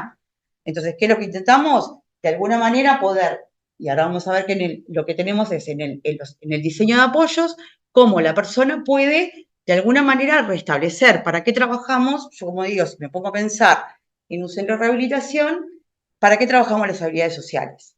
Para que la persona pueda comunicarse con el vecino al lado, para que pueda ir a la feria y pedir adecuadamente un kilo de papa. O sea, digo, esas son las cosas de vida cotidiana, de las más sencillas, pero tal vez de las más complejas de trabajar en alguna situación. Promover el apoyo para que la persona tome decisiones y asuma el control de su vida. Esto que todos tenemos y que de repente, ¿no? Cuando hay una discapacidad o cuando hay alguien que tiene un problema, que no puede asumirlo, ¿no? Esto, quiero trabajar, no quiero trabajar, ¿no? Nos pasa muchas veces, no quiero hacer nada. Bien, es una decisión. Capaz que no la compartimos nosotros, pero bueno, tenemos que poder escuchar eso, ¿no? Como que por ese lado. Y lo más importante es esto que tiene que ver con que es la voz en primera persona, ¿no? O sea, es la voz de la persona la que va a dirigir el tratamiento. Y esto es difícil para nosotros los técnicos que trabajamos con esto. Bajarnos del pony, como digo yo, porque tiene que ver con eso. Entonces, a veces nosotros estamos formados para decir, hay que hacer esto, hay que hacer aquello, tenés que hacer lo otro. Y de repente lo que tenemos que hacer ahora es ver cómo negociamos, ¿no? Entre lo que podés hacer y lo que querés hacer. En realidad, en primer lugar, lo que querés hacer y después cómo vemos cuáles son las posibilidades reales, porque hay algo que tiene que ver con la realidad. Entonces, en este modelo, el rol de los profesionales, ¿no? Se convierte en guía y en facilitador del proceso, ¿ah?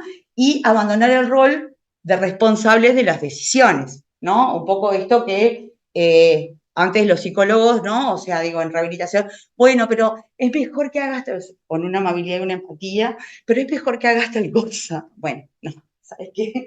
A ver, ¿por qué es mejor?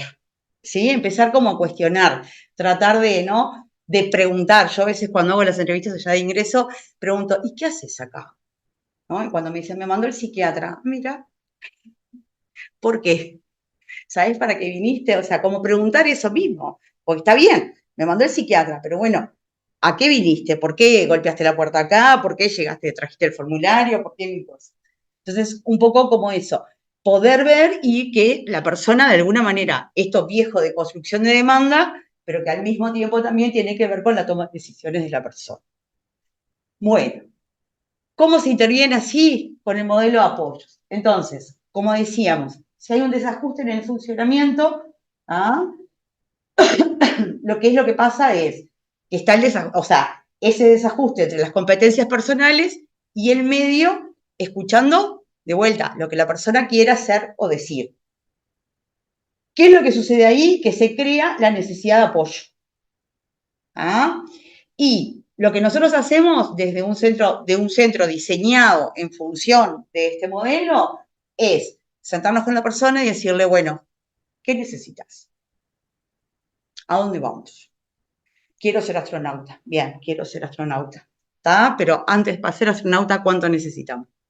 ¿No? Entonces ahí empezamos, metas a corto, a mediano, a largo plazo. Y eso tiene que ver con la estrategia de apoyo, la planificación reflexiva, ¿no? Pero centrado en la persona. O sea, si la persona no está de acuerdo en esos objetivos que yo diseñé, es imposible que yo pueda trabajar. Porque lo que voy a hacer es voy a llevar, voy a empujar, y en realidad capaz que empujo algo que no me lleva a ningún lado. Entonces, lo que busco es mejorar los dominios del funcionamiento para que la persona pueda de alguna manera pensar en la inclusión. Entonces, proporcionar los apoyos, ¿para qué? Para mejorar la calidad de vida. Porque en realidad lo que vamos a hacer es que la persona pueda cumplir expectativas, deseos, sensaciones, lo que tenga ganas, ¿no? O que de repente pueda salir con o sea, digo, de pasar de estar del encierro al estar en un centro de rehabilitación y compartir con alguien, que eso ya es como, ¿no? A veces, muchas veces es un montón. Y bueno, y como eso mejora la calidad de vida, va transformando cosas y en corto tiempo vamos viendo cómo hay como algo de la satisfacción de la persona que nos va a aportar, o sea, que le va a aportar a la misma persona a mejorar su condición. Bien, estos numeritos. Hay algunas, o sea, el Judas es una técnica que está basada en CIF. ¿Ah? Hoy en día está bastante más centrada acá en Uruguay. El baremo último que salió de discapacidad está basado en CIF y está basado en el Judas. ¿Ah? Es un baremo que viene en esta línea que de alguna manera lo que mide es un poco, o sea, si bien está organizado y baremado diferente, pero mide las mismas cuestiones. Cognición, movilidad, cuidado personal, relaciones, actividades cotidianas y participación. ¿Qué tiene de bueno o sea, de bueno y de malo? De malo, que es muy general, ¿ah? Pero de bueno que se autopercibe la persona. Yo le voy a preguntar a la persona, en los últimos 30 días, de acuerdo a tu condición de salud, que está definida, ¿ah? ¿Cómo te has sentido para hacer mandados? ¿Ah? Entonces, es un cuestionario autoperceptivo, de fácil pasaje, demora muy poquito en pasarse, y me va a dar algún dato, como por ejemplo, en términos generales, estos son datos, son 540 casos que tenemos allá en el centro del 2018 al 24, van para sistematizar, donde de alguna manera podemos ver, en términos muy generales, ¿sí?, que con discapacidad severa, podríamos decir que solo el 15,74% de la población que llega al centro, estos 540 casos, tienen discapacidad severa. Al momento de ingreso. Al momento de ingreso, sí, solo al momento de ingreso. Fíjense que BPS para dar pensión, la da con el 66%. Digo, porque estos datos para política pública no son menores.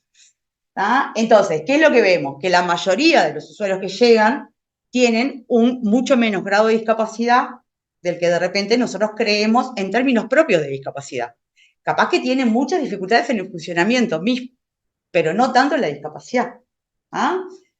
Cuando abrimos estos datos, si nos ponemos a fijar, los puntos más altos, por marcar algún número de los que están acá, es lo que tiene que ver con la cognición, ¿no? Es moderado.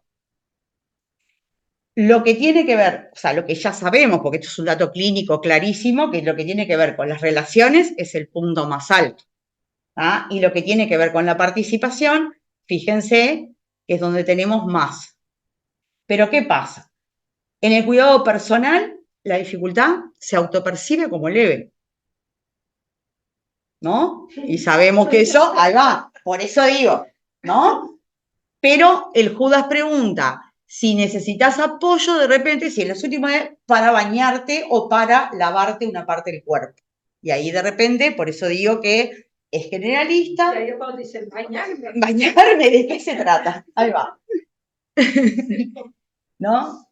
El tema de la movilidad, por ejemplo, que tiene que ver con un aprendizaje. Esto es por falta de estimulación. Porque yo, o sea, digo, lo que nos sucede es la gente llega al centro y no sabe cómo llegar, cómo tomarse el ómnibus. La pregunta es, ¿te podés mover a un lugar nuevo? ¿Te podés mover ¿no? Entonces, de alguna manera, lo que vemos acá es que esto es absolutamente, vuelvo a lo mismo, lo que hablábamos, situacional y relativo. O sea que esto se mejora con la rehabilitación.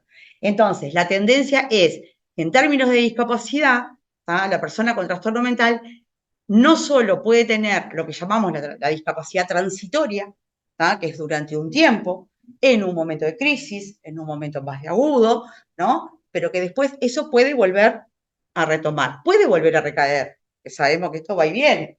Pero lo que digo es que pueden ser más los periodos de no discapacidad que los propios periodos de discapacidad. O sea, el baremo nuevo nos va a traer problemas. Nos va a traer problemas. Ahí va. Bueno, entonces, un poco esto como dato así general. Esta que está en amarillo la dejé así porque, y también es un dato no menor, esta pregunta, el dominio de trabajo y actividad escolar, se toma solamente si la persona cuando viene declara que trabaja o estudia. Fíjense que son muy poquititas las personas que declaran al ingreso que trabajan o estudian. Exacto. Casi nada, en comparación con el resto. ¿Y el baremo nuevo al respecto? No, el baremo nuevo yo todavía no lo... Por eso, no, pero por lo que apunta, no va para ahí, ¿no? El baremo está... laboral. El baremo está, o sea, por lo laboral pregunta, va a preguntar, no sé qué hice. Está tan importante, no.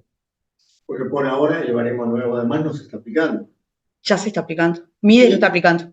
¿MIDE lo está aplicando? MIDE ya lo está aplicando. Armaron la comisión, están aplicando MIDE, ya está aprobando para poder ponerlo en funcionamiento lo antes posible. El decreto ya está todo. No, sí, eso es Por eso, MIDE ya está haciendo el último ajuste de baremo y ya está aplicando en la Comisión Honoraria de la Discapacidad. Ya está aplicando. Así que se viene, seguro. Bien, entonces, para cerrar, un poco esto de, bueno, que las personas con trastorno mental grave pueden mejorar la calidad de vida con los apoyos individualizados. Y esto que me parece como importante, podemos reducir, podemos generar de una discapacidad, de repente, en un momento moderada, transformar esto en una discapacidad leve y hasta sin discapacidad. Nosotros tenemos algunas mediciones que hemos medido, no todos, pero que hemos medido después, por ejemplo, ¿no? Pienso en algunos de los usuarios de allá, que de repente, pues hoy les practicas juegos, 0. ¿No? Personas que tienen de repente 10 años de proceso, no estamos hablando de, ¿no? O que tienen, entonces uno va viendo cómo en determinadas áreas va disminuyendo, en otras. Nos ha pasado, por ejemplo, una de las cosas que en forma así de comparativas en algunos grupos de personas, por ejemplo, en la gente que está trabajando en la COPE, que ya pasó por todo un proceso, uno se da cuenta cómo empiezan a molestar de alguna manera todo lo que tiene que ver con vivienda. Porque esas personas están trabajando, están viviendo, tienen sus ingresos, pero les cuesta de repente moverse de la casa familiar. Claro. Entonces ahí empiezan con estas molestias que tienen más que ver con esta vida cotidiana encerrada de alguna manera en la vida familiar. Yo soy grande, me tengo que ir, ¿no? Y como esto cuesta un poco más por ese lado. Y esto se ve también en los judas esos tan buenos. Hay algunos grupos que tenemos comparados y que pueden dar como datos de ese tipo de cosas. Entonces, los apoyos terapéuticos continuos, centrados en la persona y la familia, esto creo que no hay mucho secreto en esto, que ahí tiene que estar como muy centrado también en la familia, porque lo vincular no puede con ello. Lo que tiene que ver con la accesibilidad a la vivienda, al trabajo, ¿no? Esto está en la ley, no es nada nuevo. También esto que tiene que ver con una vivienda que sea adecuada y que puedan sostener, porque muchas veces lo que pasa es que, sabemos todos somos uruguayos, que sostener un alquiler es muy difícil, a veces convivir con otros también es difícil, entonces, bueno, capaz que ahí esto de la transversalización de la política pública nos vendría muy bien para poder sacar más inclusión todavía. Lo que tiene que ver con la inclusión laboral, que tiene que ser remunerada, acorde a las condiciones del trabajo y compatible con las capacidades y en lo posible con las preferencias de la persona, como todos en la vida. Todos alguna vez trabajamos de lo que no nos gusta, pero por suerte hoy podemos decir trabajamos lo que queremos. para eso lleva como un proceso también en lo que tiene que ver con la inclusión laboral. El acceso a la inclusión educativa, otra de las leyes nuestras sin reglamentar. La ley de inclusión educativa es una maravilla. Como Uruguay, haciendo leyes somos maravillosos. El tema es lo dificultoso que es acceder, ¿no?, a lo que tiene que ver con todo lo que es el ajuste razonable a nivel de las grillas educativas. La atención médica oportuna, integral, basada en el enfoque de derechos, que es lo que la aspiración del Sistema Nacional Integrado de Salud, ¿sí? El disfrute del ocio al tiempo libre, los aspectos culturales y lo que tiene que ver con, ¿no? Y el diseño e implementación de apoyos individualizados. Creo que esto es como volver a lo mismo, que es lo que decíamos al principio y al final, de centrarnos en la persona, de quedarnos mirándolos y de escuchar. Yo es como digo, por lo menos cuando me toca dar clases en facultad siempre digo, lo único que les pido es que afinen el oído, porque esa creo que es el secreto de esto, de poder escuchar al otro en lo que necesita, en lo que quiere y en preguntar de repente, porque muchas veces el paciente viene como paciente a contarte, ¿no? Yo tengo esto, tengo lo otro, escucho voces, bueno, a ver, sí, está todo bien, además de eso, ¿no? ¿Qué querés? ¿A dónde vas? ¿No? ¿Qué es lo que, para qué estamos acá? ¿No? Y empezar como a abrir otros campos de trabajo que muchas veces quedan ceñidos en este binomio salud-enfermedad, que queda como apretado y que cuesta como de alguna manera despegarnos, ¿no? Lo sano, lo enfermo, lo que está bien, lo que está mal, y bueno, entrar a buscar como matices de gris. Y por ahí todo. Bueno, Pablo Castañeto es psiquiatra, psicoterapeuta, fue docente de la clínica psiquiátrica y trabaja en el Centro Martínez Vizca y es quien trabaja con las familias, entre otras cosas que hace en el centro. Es así. Bien, y lo que le pedimos ahora justamente fue que hablara respecto al trabajo con las familias, que nos parece que es uno de los componentes fundamentales y al que le damos a veces menos tiempo para conversar. Bien. Bueno.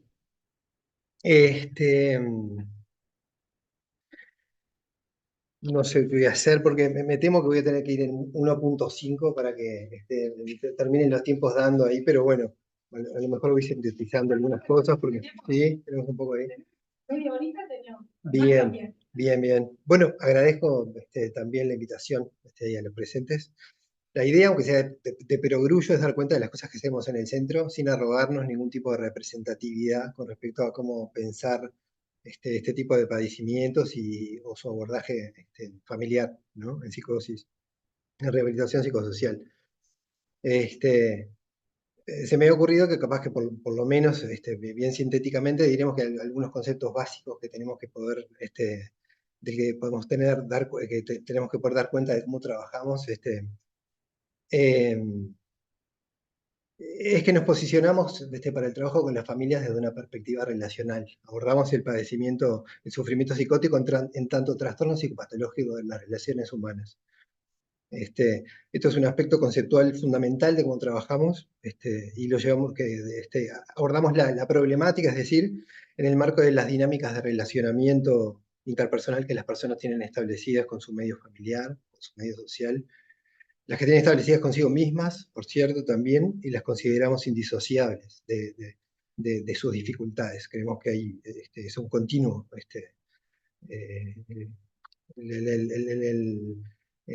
Bueno, que hay una relación indisociable entre eso, entre las dificultades y estas relaciones. Para el abordaje de estas dinámicas, tenemos básicamente un par de dispositivos multifamiliares, además de las reuniones los acompañamientos unifamiliares, ¿no? Uno de ellos es el espacio familiar abierto. Ese es un grupo de frecuencia semanal, es un grupo abierto a la comunidad, de acceso libre, las personas ni siquiera tienen que avisar si quieren participar por primera vez. Y es un grupo conformado, es un grupo exclusivamente para familiares y está conformado por personas que, hay un grueso de las personas que asisten a ese grupo que lo hacen desde hace años, y es un grupo al que se siguen, que se incorporan también familias que hace menos tiempo que están ahí. Esto le confiere la característica de ser un grupo de familiares, para familiares. Si bien participamos algunos integrantes del equipo técnico, y lo decimos así porque la aparición y participación de todos estos familiares para las personas que ingresan al centro tiene a veces un nivel de incidencia tan importante o superior en realidad que la nuestra.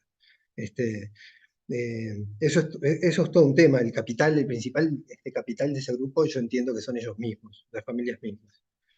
Esto está relacionado con otra propiedad que siempre pretendimos que este grupo tuviera, y la de que se tratara de un grupo donde los familiares venían a dar cuenta de sus propias dificultades frente a las circunstancias que atraviesan. Desde el vamos, en ese sentido, cuidamos que pudiera tener lugar el despliegue como de las expresiones más genuinas, más auténticas de estas personas. Y esto, vamos a hacer una síntesis gruesa, pero digamos que a diferencia capaz de las intervenciones en psicoeducación más clásicas, en donde las personas, en donde el empoderamiento de los familiares va teniendo lugar en la medida que se va compartiendo con ellos cada vez más información con respecto a la patología, a los síntomas y a los tratamientos. En este EFA, digo, básicamente centrada en las dificultades de la persona enferma, ¿no? En este EFA, digamos que quienes participamos somos testigos de un tipo de empoderamiento distinto, digamos. Es un empoderamiento que surge de la experiencia de compartir dificultades y vivencias de estos familiares en un entorno de respeto y de escucha activa de las mismas, seguramente en muchos grupos de psicoeducación, pero que fundamentalmente en este grupo es producto de que los invitamos, de que los familiares los invitamos a que se coloquen en primera persona. Que vengan los invitamos a compartir todo lo genuinamente que puedan su propia vulnerabilidad y ambivalencia frente a las circunstancias que atraviesen. Básicamente les proponemos dejar de lado, de esa manera, ellos los enfermos y nosotros los sanos.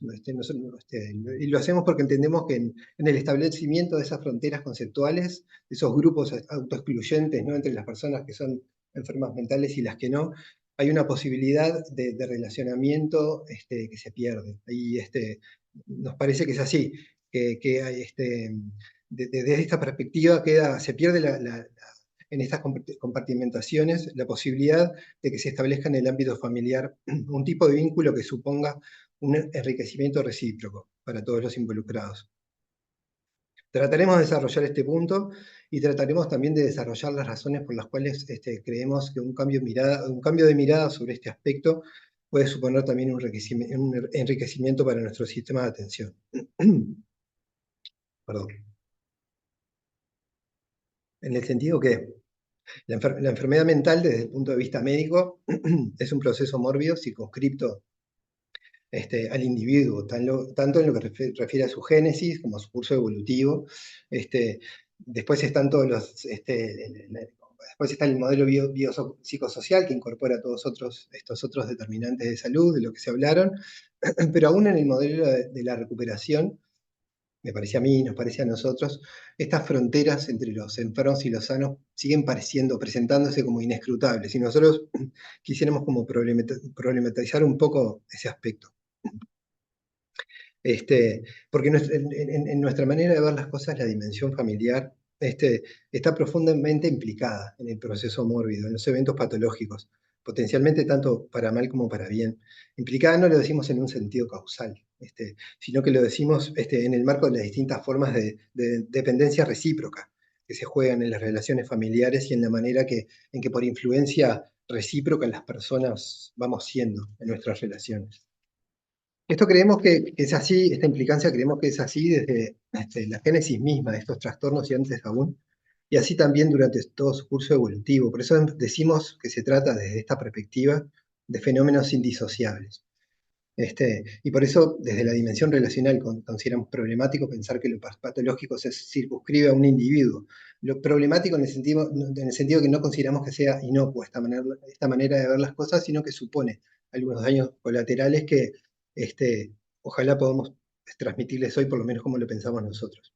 Por supuesto, sostener esta hipótesis de que el enfermo no sea solo uno cuando estamos frente a una persona con un trastorno agudo de conciencia o frente a la refractariedad y con que los síntomas productivos a veces se sostienen en el tiempo, ya no es tan fácil de sostener, ¿no? Ni que hablar para las familias, cuando ven un familiar atravesando una crisis de este tipo es bastante difícil, que no vivan, que acá lo patológico se circunscribe, por supuesto, al individuo. Pero sin embargo, hoy se sabe bastante más acerca del amplio periodo de tiempo que las personas pasan con síntomas prodrómicos antes de ser diagnosticados, ser diagnosticados, por ejemplo, con esquizofrenia y antes del inicio de los tratamientos. Es un estudio, mi fuente es un estudio alemán que se llamó ABC, replicado también en España, en ese momento tiene 10 años. En ese estudio,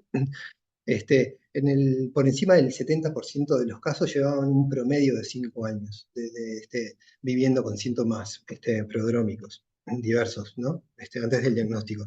Y ahí entonces nos parece que negar ya la implicancia de lo familiar por acción o por omisión en esos periodos previos ya no parecería gozar de tanta legitimidad. Pensemos que son años sin que puedan a veces en el seno de una familia ser comunicadas estas vivencias, ¿no? Incluso las productivas. Y menos legitimidad entonces parece tener esta negación, ¿no?, de la implicancia familiar si consideramos que los sistemas de salud en el mundo en donde se intervienen precozmente frente a la aparición de los síntomas y se aborda no solo la problemática del individuo, sino de su medio familiar, bueno, logran resultados preventivos. A tal punto que incluso, bueno, cuando no lo logran, los costos personales, familiares y sociales parecen ser verdaderamente significativos, ¿no? El punto es que en estos modelos el tratamiento farmacológico, incluso con personas con esquizofrenia, se prescribe por periodos limitados de tiempo. Acá estuvo en el 2019 Jaco Seipulas, uno de los representantes del modelo de diálogo abierto, y contaba que en ese entonces, por lo menos, el 66% de las personas a las que seguían, porque las acompañan, pero sí, pero desde otros puntos de vista, individual y familiar y psicoterapéutico, no estaban en tratamiento antipsicótico. Y esto, bueno, solo puede explicarse porque consideran que otro tipo de acciones, además de las farmacológicas, tienen acción antipsicótica, ¿no? No sé si o sea, ni con todo el tiempo del mundo podríamos adentrarnos ahora en las dinámicas familiares, ¿no?, con las que trabajamos, pero a grandes rasgos hay una característica que vamos a compartir con ustedes, que creemos que tienen estos vínculos, es que, bueno, por un lado, que se basan en buena medida en la manera que se ven los unos a los otros, estas dinámicas de relacionamiento, ¿no? Y, y estas maneras entonces de verse los unos a los otros en este tipo de circunstancias que tratamos, en la inmensa mayoría entendemos que tienen dos cualidades fundamentales. Por un lado, las relaciones son enfermizas. Pensemos, por ejemplo, en las décadas que a veces, con que a veces madres sobre todo, pero padres también tratan a su hijo con psicosis como si no hubiera un mañana. Y bueno, y lo tratan así porque lo ven incapaz de manejarse en la vida adulta, ¿no? Espero que se entienda. Madres ven a sus hijos incapaces de manejarse solos en la vida adulta, y sus hijos son a su vez se ven a sí mismos también incapaces de hacerlo, bueno, y ven a sus madres y a sus padres como personas que pueden con todo también, ¿no? Este tema, no sé si estamos de acuerdo, es un tema gigante. A veces la capacidad de esos vínculos también psicóticos, del enquistamiento de esas relaciones, de negar incluso el paso del tiempo, porque en ese llevar adelante acciones como si no hubiera un mañana, las personas quedan, por un lado, profundamente paralizadas con el terror de lo que va a pasar, nuestros pacientes con el terror de lo que va a pasar cuando sus familiares no estén, y los padres conviven años y años y años con la angustia de qué va a pasar con este hijo cuando yo no esté. No sé qué impresión tienen ustedes, pero a veces, esto está bravo decirlo, ¿no? Pero a veces las posibilidades de recuperar algún tipo de funcionalidad para estos pacientes empiezan a darse cuando ese familiar fallece. Eso sucede a veces así, ¿no? Pero la otra cualidad que poseen este tipo de relaciones, y este es un punto que nos parece importante, es que además de enfermizas son enfermantes, en el sentido que son generadoras de más sufrimiento y perpetuadoras de algunas de las principales dificultades con que las personas viven en este tipo de trastornos. Pero no sé si el punto está siendo claro, pero cuando en ese paciente que decíamos, tratado, ¿no? Si como psiquiatras solo entendemos, solo podemos ver síntomas negativos que tratamos con antipsicóticos esperando que algún tipo de respuesta haya, aunque la haya. A veces desde esa mirada, si nos quedamos con esa mirada circunscripta a lo médico, desde nuestra propia mirada estamos también siendo agentes activos en la perpetuación de estos problemas, si no consideramos la dinámica que hay, que hay detrás de este paciente, ¿no? Por ejemplo, cuando las personas tienen, después de que las personas tienen una crisis psicótica, los niveles de miedo que quedan circulando en las familias después de algo así, miedos que se alimentan además recíprocamente, la persona pasa a ser vista como imprevisible, como capaz en sus descompensaciones de asustar mucho al resto, y la persona está tan asustado más que el resto, y ahí se terminan con frecuencia cerrando circuitos paralizantes poderosos también, ¿no? Nos parece que esta manera de ver las cosas es importante porque no desde lo conceptual, ¿no? O más allá de lo conceptual, ya que sus derivaciones en términos de prácticas y de políticas de salud deberían necesariamente ser más integrales y amplias para ser efectivas en sus aspiraciones, ¿no? Que las que, que las que el modelo que predominante en nuestro, ¿no? en nuestro sistema posibilita. Con respecto a este campo de acción un poco más ampliado, volviendo también al dispositivo, al grupo, diremos que en primer lugar, tratar de intervenir en estas dinámicas no es un asunto sencillo, y por supuesto con muchísima frecuencia no logramos incidir en ellas como quisiéramos. Pero con respecto a esta complejidad en su abordaje, hay algunos factores que nos parece que son que por lo menos está la confluencia de algunos factores relativamente identificables que podría valer la pena desarrollar un poco. Por un lado, el tiempo transcurrido, como decíamos hoy, tanto de psicosis no tratadas como de las psicosis no tratadas psicosocialmente, ¿no? Es indudable que es un aspecto clave a la hora de pensar en el pronóstico de este tipo de dificultades, porque además por el tipo de involucramiento emocional, por el tipo de vínculos y el grado de involucramiento emocional y los niveles de frustración y sufrimiento que suponen para unos y otros en las familias. En este tipo de circunstancias las cosas se van desarrollando de manera que las personas dejan, en el núcleo familiar, dejan de ir pudiendo ver que son una parte activa también en lo que se va generando. Y eso va llevando también a que las dificultades sean cada vez de más difícil solución. Y esta tendencia a lo largo del tiempo va llevando a que lo que termine prevaleciendo sea la mirada de lo más enfermo del enfermo. Y esto le pasa a las familias y le pasa al propio sujeto también, ¿no?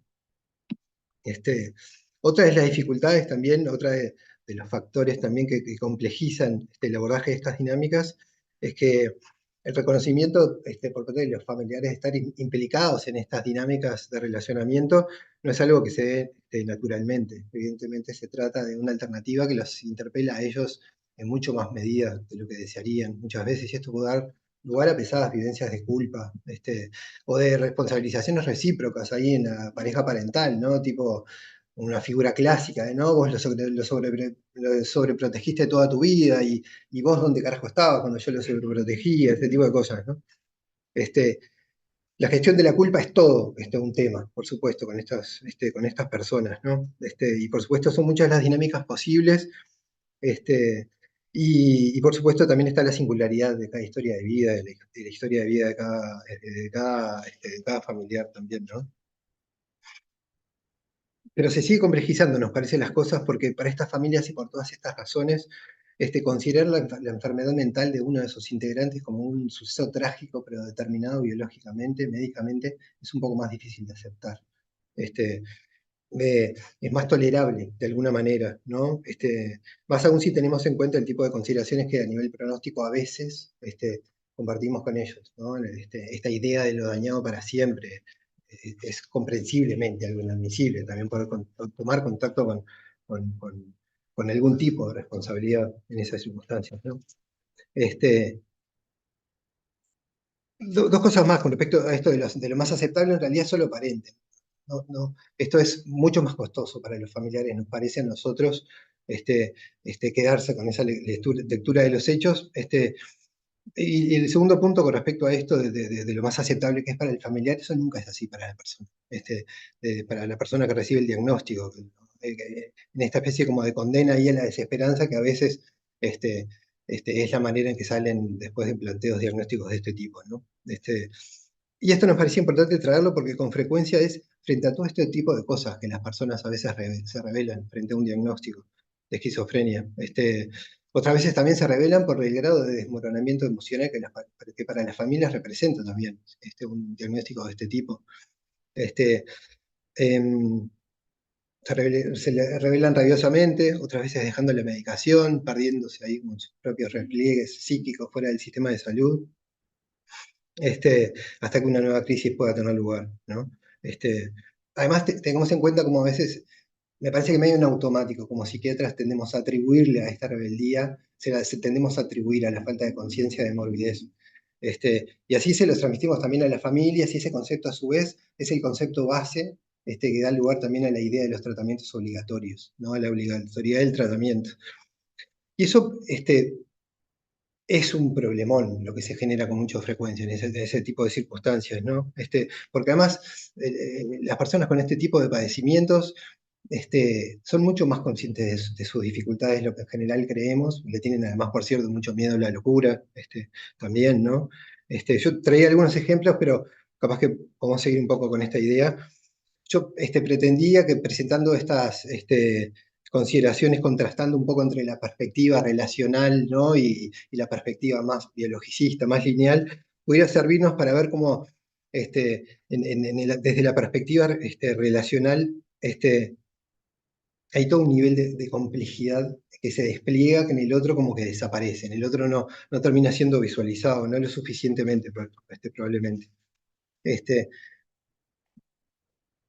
Porque cuando en estos encuentros entre familiares que les contábamos hoy, somos capaces de habilitar el despliegue de estas vivencias, ¿no? De estas vivencias familiares, de estas dinámicas que subyacen, empieza a ser, como son grupos multitudinarios, no sé, le dije que en promedio son cerca de 30 personas en promedio, de miércoles a miércoles participan del grupo de este EFA, ¿no? Pero de esa manera empieza a visualizarse mucho más claramente para todas las personas presentes, como la capacidad de enfermante también de esas dinámicas. Y entonces, cuando eso se despliega de esa manera, cuando puede ser visualizado por todos por todos de esa manera, ahí nuestras posibilidades de acción son muy superiores.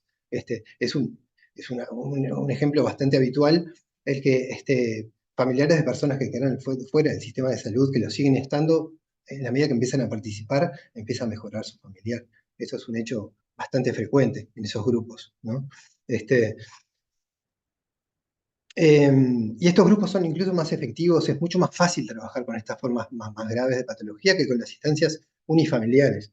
Eh, Cuando se junta mucha gente en estos grupos con estas características, a mí me parecía que hay algunas conclusiones a las que uno va llegando, ¿no? Por lo menos empiezan a quedar claras algunas cosas, que el aislamiento con que estas familias han estado es un asunto determinante, han estado toda la vida mucho más solas de lo deseable y eso es indisociable del aislamiento emocional de nuestros pacientes también, ¿no? Son cosas que están totalmente relacionadas, estuvieron siempre más solas de lo deseable. Y otra cosa que empezamos a sospechar nosotros, quienes participamos, acá lo puedo hablar en primera persona, pero tengo la sensación participando en esta experiencia desde hace muchos años, que en nuestra sociedad está sobreestimado el saber, nuestro saber. El saber que nosotros como profesionales tenemos de estos trastornos mentales, porque en este tipo de instancias que yo les contaba, donde los familiares pares tienen una incidencia brutal, queda claro que a veces ese tipo de intercambios entre ellos tienen una capacidad de cambiar las cosas superior incluso al nuestro. Este, se pone de manifiesto en ese grupo, pero después se pone también más de manifiesto, me parece a mí todavía, en el otro dispositivo con el que trabajamos, que es un grupo de apoyo entre pares o de expertos por experiencia que le llamamos, que es un grupo multifamiliar en el que asisten familiares, usuarios, pasantes e integrantes del equipo técnico.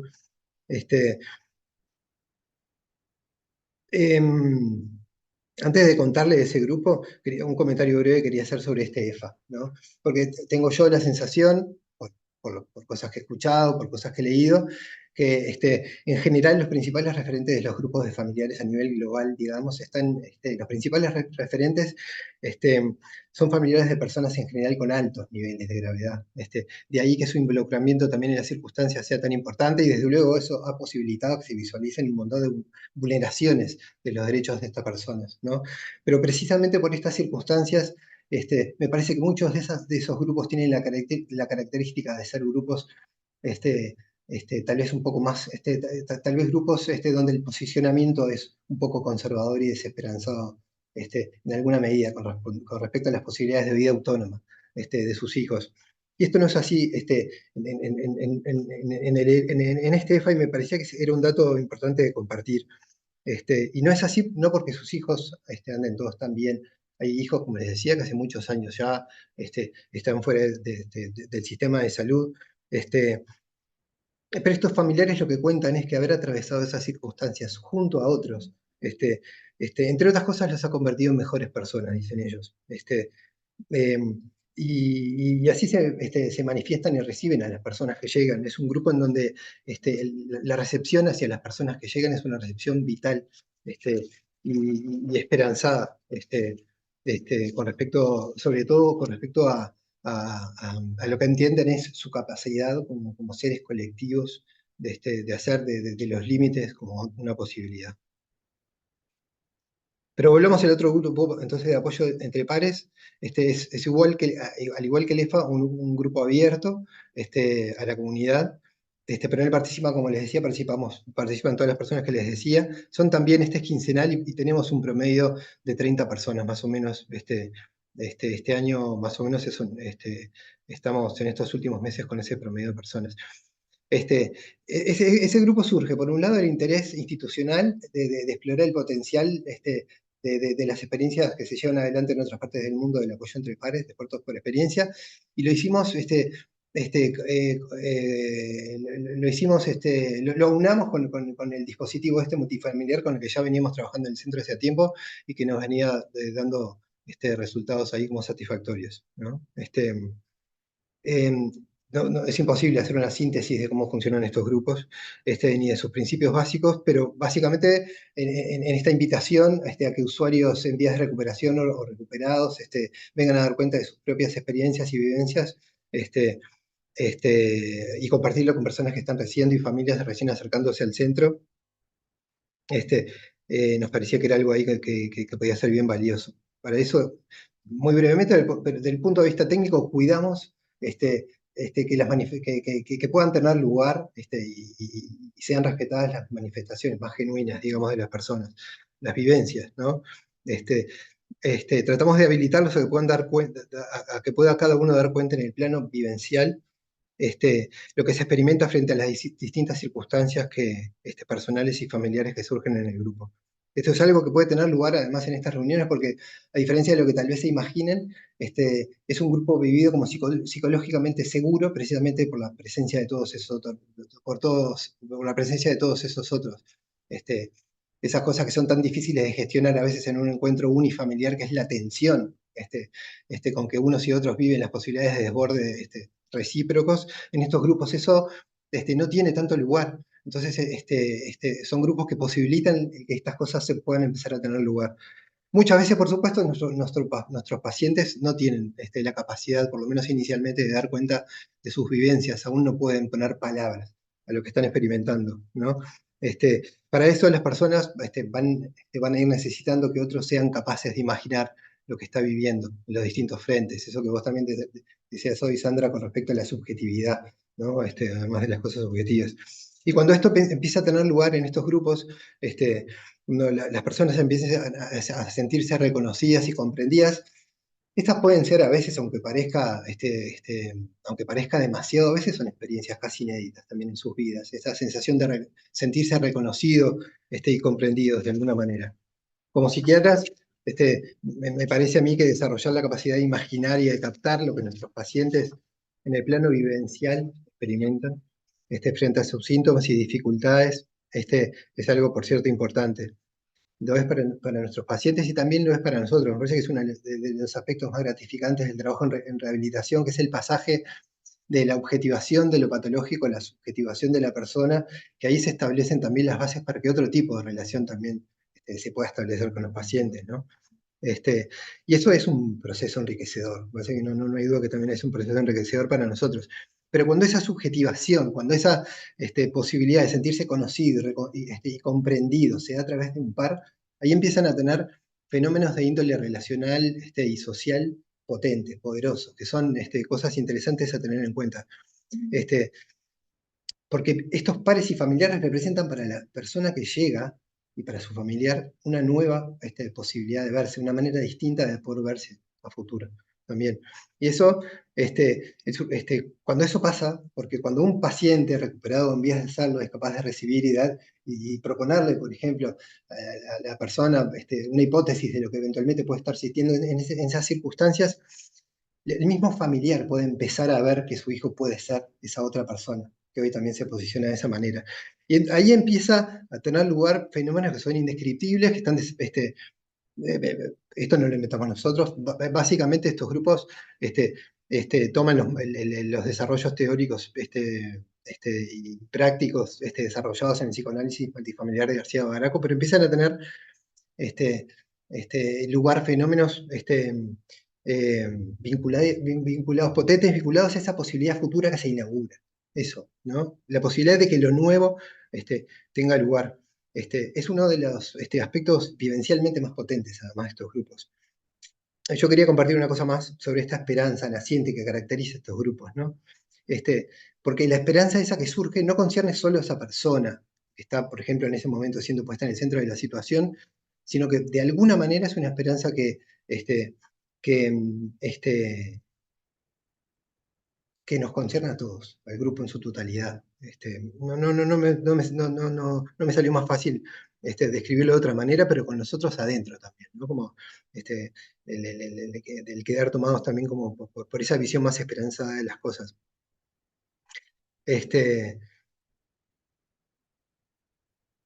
Básicamente, yo ponía acá para terminar como la constatación vivencial de que otros horizontes colectivos podríamos tener como sociedad y en nuestro sistema actual de atención si habilitáramos a los implicados en primera persona con todo su potencial. Pero en beneficio de todos, además. Pensar de dispositivos, por ejemplo, de este tipo en la atención primaria me parece que sería un recurso valiosísimo. Y yo estoy seguro, conociendo ya, que hay un montón de gente a las órdenes, porque esto se toma por parte de ellos como un asunto también de dimensión política. Y bueno, parecía que estaba lindo compartir ese aspecto también. Bueno, gracias. Comentarios, preguntas, no sé si en el Zoom hay alguien que quiera decir algo. Acá no los tenemos, pero... Sin comentarios, no hay nada. Bueno, muy bien. ¿Ustedes? Pues yo más que nada agradecer, la verdad, lo que les decía además me parece que está bueno capaz que aprovechar esta instancia para poder seguir con algunas de las cosas, ¿no? Aprovechemos. Bueno, muy bien. Bueno, muchas gracias. Muchas gracias.